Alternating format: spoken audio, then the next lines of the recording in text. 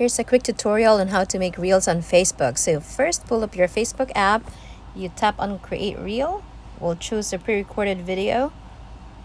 Let's choose this one. Then you have options here on the side, audio, text. We'll choose text and say beach day.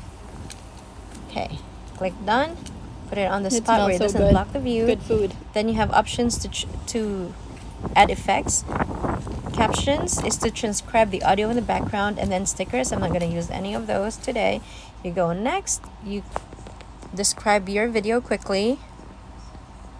Beautiful day out.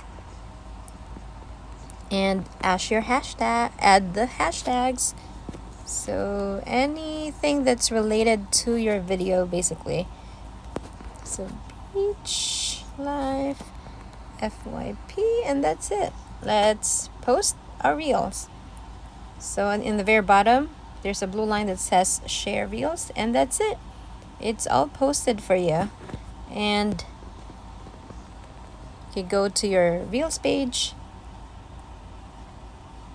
playing the game where the find first the video there. So right now it's loading, and this is where all your reels are saved.